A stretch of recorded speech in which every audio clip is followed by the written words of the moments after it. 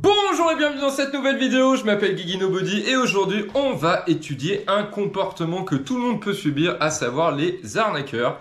Ouais, je sais de quoi je parle, j'ai failli perdre une fortune début de l'été et au moment où je tourne, j'ai un ami qui vient de perdre 5000 € à cause d'une arnaque. Et aujourd'hui les arnaques peuvent vous coûter très cher, elles sont de toutes sortes. Je vais essayer de faire une espèce de mini-série qui étudie les comportements des arnaqueurs, comment ils se comportent, comment ils font et malheureusement comment vous pouvez réagir en bien ou en mal. Le but sera d'éviter quand même les mauvais comportements et je vais vous donner toutes les bonnes astuces pour pas se faire piéger. Ça peut arriver à tout le monde. Moi, dans mon cas, début de l'été, j'ai failli perdre 3000 balles. Je vais vous expliquer comment ça s'est passé. C'est très simple, je vais mettre tout ça en scène et après je vous expliquerai comment faire pour éviter de vous faire pigeonner. Et oui, parce que malheureusement, contrairement à ce qu'on pense, ça peut arriver à tout le monde, même aux plus avertis. Dans mon cas, je suis hyper prudent. Alors, ce type d'arnaque, ça peut arriver à n'importe qui peut se faire avoir. J'ai été moi-même victime.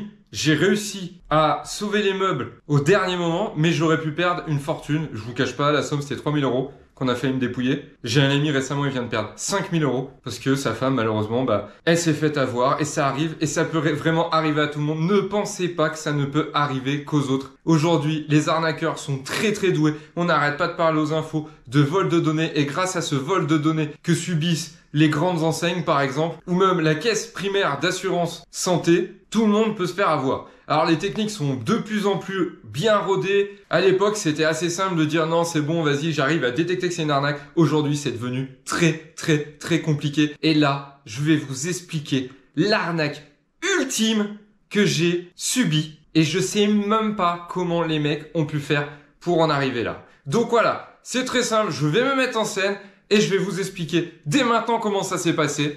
Très simple, j'ai reçu un coup de fil, voilà, je prends mon téléphone, ça a démarré comme ça, par un coup de téléphone. Allez, mise en scène. Oui, allô, bonjour. Oui, bonjour, c'est Monsieur Brunet de la BNP, service cybersécurité. Bonjour Monsieur Brunet, enchanté. Que me vaut cet appel? Je vous appelle, c'est très simple, parce que votre femme est en train de se faire pirater ses comptes, et donc du coup j'ai besoin que vous interveniez très rapidement pour faire cesser les virements qui sont en train d'être opérés depuis l'étranger. Mais comment ça? Je ne comprends pas, mais vous avez eu ma femme juste avant? Oui, nous l'avons contacté dès que nous avons vu les opérations suspectes sur son compte bancaire. En effet, nous avons pu constater qu'il y avait des locations en Allemagne. Vous n'êtes pas à l'origine de location de voitures en Allemagne. Non, pas du tout. Pour des sommes, oui, et puis pour des Airbnb aussi en Allemagne. Donc là, il y en a pour des sommes assez élevées. Donc il y en a pour 1000, 2000, 500, 250. Ce n'est pas vous qui êtes à l'origine de ces opérations. Ah non, pas du tout. Alors, jusque-là, tout aurait pu bien se passer pour moi. Puisque de toute façon, la personne que j'ai au téléphone avait effectivement contacté mon épouse, qui lui avait donné mon numéro de téléphone. Donc en théorie, mon banquier, il n'a pas besoin de demander mon numéro de téléphone à mon épouse, puisqu'il l'a déjà. Donc ça, c'était un premier point d'alerte. Ensuite, la personne me cite différents paiements qui auraient été réalisés par les ravisseurs. Jusque-là, moi, je suis en train de courir dehors dans la rue en train de faire mon sport, je peux pas les vérifier. Mais dans ce cas-là, comme j'étais un peu dans le feu d'action, j'ai été malin, j'ai dit au monsieur, voilà, j'ai pas le temps de regarder tout ça, je suis en train de finir mon sport, rappelez-moi dans un quart d'heure. Ah, il est pas con, il m'a rappelé dans un quart d'heure. Oui, monsieur Jean, vous avez bien terminé votre sport? Parce que là, il va falloir qu'on procède à quelques opérations pour annuler les opérations bancaires qui ont été effectuées par les malfrats. Vous êtes bien à l'origine d'une transaction chez Esso la semaine dernière à 19h35 pour une somme de 55 €. Oui, bien sûr, monsieur Brunet, j'ai bien fait le plein de ma voiture ce jour-ci pour ce montant. Et là, paf! Le filet commence à se resserrer autour de moi. Je vais vous expliquer pourquoi. Parce qu'en fait, la personne, je ne sais pas comment elle a fait pour avoir accès à cette information, mais cette information était vraie. Donc, fatalement, j'avais bien fait un plein d'essence pour 55 balles le jour qu'il m'a cité, et du coup, ça voulait dire que cette personne avait accès à mon compte bancaire. Elle voyait exactement les transactions que j'avais pu faire. Donc là, vous vous dites, je suis bien en présence d'une personne de ma banque. Vous dire comment il a réussi à avoir accès à mon compte bancaire, j'en sais rien puisque j'ai jamais donné mes identifiants, ni d'autres informations qui permettent d'accéder à mon compte bancaire. Le pire dans cette histoire, c'est que la personne que j'avais au téléphone avait réussi à accéder à l'identifiant bancaire et avait envoyé un nouveau code d'identification à mon épouse pour rentrer sur le compte. Donc mon épouse ne s'est pas posé la question puisque elle a pris son identifiant bancaire classique, elle a pris le nouveau code qu'on lui avait donné et elle est rentrée sur son compte machinalement pour faire les opérations. Que demandait la personne au téléphone? Attention, ces opérations n'ont pas pu être réalisées pour la simple et bonne raison que souvent maintenant sur votre téléphone, vous avez ce qu'on appelle une clé digitale, à savoir un code à taper avec une notification qui apparaît et derrière, après, clairement, vous vous faites dépouiller par le voleur. Ou alors vous payez vos transactions habituelles. Mais là, du coup, ce qui se passe, c'est que la personne qui a appelé mon épouse a pas eu de bol pour la simple et bonne raison qu'on a plusieurs téléphones à la maison et que le téléphone qui faisait clé digitale, elle l'avait pas et moi non plus. Donc c'est pour ça que je suis rentré à la maison en urgence après mon sport pour recharger ce téléphone et faire les opérations. Oui, monsieur Jean, vous avez bien le téléphone de votre épouse? Vous allez voir plusieurs notifications sur votre téléphone. Il faudra toutes les accepter pour que je puisse annuler les transactions par la suite. Bon bah jusque là vous êtes rassurés. Le mec sait combien il y a sur votre compte, combien vous avez dépensé dernièrement. Vous dites bon bah je suis avec mon banquier. Là il me propose de faire un procédé pour annuler les transactions. Pas de problème, je vais faire le truc. Super monsieur Brunet. Allez, allez-y, lancez la procédure. Alors là qu'est-ce qui se passe ? C'est que je vois des notifications sur mon téléphone. Jusque-là, c'est normal. J'ouvre l'application, je vois 4 notifications. Alors, pas de chance, quand vous avez plusieurs demandes de paiement à ma banque, du coup, vous voyez pas le détail. Donc, vous voyez les notifications et vous voyez même pas le montant, c'est juste marqué accepter, refuser, accepter, refuser, accepter, refuser. 4 fois. Donc là, j'aurais pu me faire avoir si j'avais accepté tous les trucs. Ah bah, c'est très simple, hein. Là, j'autorisais à la personne qui était au téléphone de me voler 3000 balles. En fait, j'ai eu le réflexe de cliquer sur le détail. Quand j'ai vu l'ensemble du détail, j'ai remarqué que c'était des achats pour des sites de crypto-monnaie. Alors là, autant vous dire, j'ai paniqué. J'ai paniqué, j'ai même fait une crise d'angoisse, enfin voilà. Je lui dis, waouh, qu'est-ce qui se passe? Le mec, il a accès à mes comptes, il a donné à ma femme son identifiant, plus un nouveau code. Avec ce nouveau code, on pouvait effectivement bien se connecter à notre compte. Du coup, bah, c'est d'ailleurs ce que j'ai fait pour après valider les transactions. Ce que je n'ai pas fait.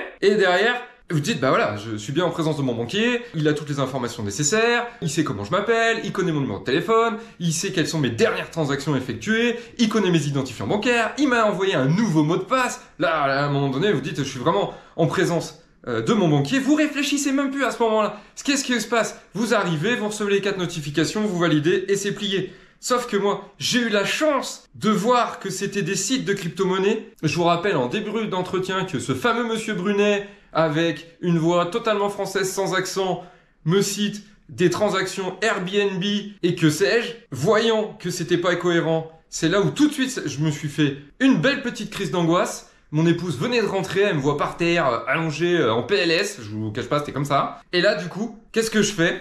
Allez-y, monsieur Jean, vous avez juste à valider toutes les transactions et après je les annulerai par la suite. Bon, je vous cache pas, à ce moment-là, j'ai compris la supercherie. Donc, tout simplement, je lui dis la chose suivante. Non, monsieur Brunet, vous inquiétez pas, regardez, hop, je vous mets en haut-parleur, voilà. Donc, les autres transactions, bah, y a pas de problème, j'ai juste à les refuser. Comme ça, y a plus de problème. Non, non, monsieur Jean, ne faites surtout pas ça, sinon nous allons devoir tout recommencer. Non, mais monsieur Brunet, vous inquiétez pas, je vais le faire moi-même.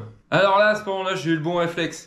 Mais combien de personnes auraient fait oui, oui, oui, oui, ou accepté, sans voir le détail, et auraient perdu la maudite somme de 3000 €? Alors moi, j'ai eu le bon réflexe, mais beaucoup de gens l'ont pas, et acceptent les transactions et perdent ces 3000 €. Sachez que l'assurance de votre banque ne vous couvrira pas, parce que vous avez validé avec votre clé digitale, et autant vous dire, c'est comme si vous avez mis votre sang sur le papier et que vous avez signé, et malheureusement, ça c'est pas couvert par les agences bancaires et leurs assurances. Donc aujourd'hui, j'attire votre attention.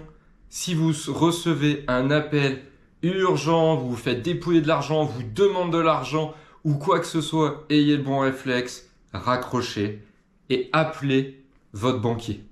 Parce que votre banquier, ça sera vraiment le seul qui sera capable de vous dire si ce que vous êtes en train de subir est vrai ou faux. Inutile de céder à la panique parce que sinon, bah, vous perdez 3, 4, 5, 6... Bref, des sommes astronomiques qu'aujourd'hui vous pouvez pas vous permettre de perdre. Donc, faites vraiment attention des arnaques bancaires, des arnaques de ce type-là, avec des liens que vous recevez par SMS et ainsi de suite. C'est de plus en plus fréquent. Ne cliquez jamais sur un lien avec votre téléphone. Je vais vous expliquer pourquoi. En fait, aujourd'hui, votre téléphone, lui, il n'a pas d'antivirus pour la plupart des téléphones. Donc, du coup, il n'a pas de système anti-phishing. Bref, il n'est pas protégé de toutes ces attaques-là. Donc, si vous cliquez sur un lien malveillant, qu'est-ce qui va se passer? Il peut se passer plusieurs choses. Déjà, dans un premier temps, ça peut vous emmener sur un site malveillant et vous allez faire des transactions qu'il faudrait pas. Ça, c'est la première chose. Mais là, beaucoup de gens sont alertes et se disent non, non, non, je vais pas le faire et ainsi de suite. Mais deuxième chose, quand vous cliquez sur un lien, aujourd'hui, il existe des systèmes qui vous chargent une application sur votre téléphone sans que vous le sachiez, elle va être cachée. Et derrière tout ce que vous ferez sur votre téléphone, les informations sont retransmises à la personne malveillante pour vous dépouiller tout ce que vous avez et qui est accessible depuis votre téléphone. Ça, la plupart des gens n'en sont pas conscients. Mais pourtant, ça existe, c'est la vérité. Donc faites attention. Si vous recevez un lien, le conseil que je vous donne, c'est de même pas y toucher. C'est de prendre votre ordinateur, de ne pas paniquer, de prendre votre temps. Puisque de toute façon, les malfrats, eux, ce qu'ils font, c'est jouer sur le temps, l'urgence et la peur. Et c'est ce qui vous fait paniquer et commettre des erreurs. Alors que si vous allez tranquillement sur votre ordinateur, un ordinateur, je parle bien, qui est protégé, avec un vrai antivirus, avec un vrai pare-feu, vraiment quelque chose qui fonctionne bien. Vous tapez le lien sur Internet, votre ordinateur, globalement, si vous êtes bien protégé, vous dira que c'est un lien frauduleux et fin de l'histoire, on passe à autre chose. Voilà, donc ça c'est pour les tentatives avec les liens. Là on m'a appelé, c'est un peu différent, mais attention, c'est pareil pour les appels. Écoutez la personne, raccrochez et appelez votre banque. Point à la ligne. L'ami qui s'est fait prendre 5 000 €, autant vous dire, elle a été prise de panique, la pauvre. C'est une personne qui l'a appelé. Et c'est un délire parce que, au final, ça s'est tellement bien passé, ça a été tellement rapide qu'elle a paniqué. Et quand vous paniquez, vous réfléchissez plus. C'est bien ça le problème. Et donc, du coup, en ne réfléchissant plus, elle a fait ce qu'il ne fallait pas faire. Et elle a perdu des sommes énormes. Je vous dis, elle a perdu 5 000 balles. Donc aujourd'hui, si vous voulez pas perdre d'argent, cette petite mise en scène, c'est clairement quelque chose que j'ai vécu, mot pour mot, trait pour trait. Je vous invite à vraiment suivre les conseils que je vous rappelle ici. Ne paniquez pas, ne cliquez pas sur les liens, vérifiez ces liens avec un ordinateur protégé et appelez votre organisme bancaire pour lui décrire ce qui s'est passé. Et seules ces personnes-là pourront vous dire si c'est une arnaque ou non. Point. Et puis si c'est pas une arnaque, vous avez juste à rappeler et faire ce qu'il y a à faire. Mais faites attention, ne vous faites pas prendre de cours, ne paniquez pas, tranquille. La personne que vous avez au téléphone, elle veut vous faire paniquer pour que vous lui donniez les informations essentielles pour qu'elle puisse vous piller votre compte bancaire. Ces informations-là, si vous ne les lui donnez pas dans l'urgence, quoi qu'il arrive, elle n'aura pas accès à votre compte. Alors moi, dans mon histoire, c'est un peu particulier, je ne sais pas du tout comment cette personne a eu accès à mon compte. Mon épouse ne connaissait pas le mot de passe de son compte, puisque c'est moi qui gère les comptes, enfin bref, chacun fait ce qu'il veut. Mais en gros, elle n'avait pas accès à son compte, donc elle pouvait même pas donner le mot de passe à ce gars-là. Voilà, on arrive au terme de cette vidéo, j'espère qu'elle vous aura permis d'apprendre plein de choses, et j'espère aussi qu'elle vous permettra, par le futur, de vous empêcher de vous faire arnaquer. Gardez bien tout ça en tête, je vous dis à très vite dans une prochaine vidéo, et n'hésitez pas à vous abonner, liker et partager pour suivre la chaîne.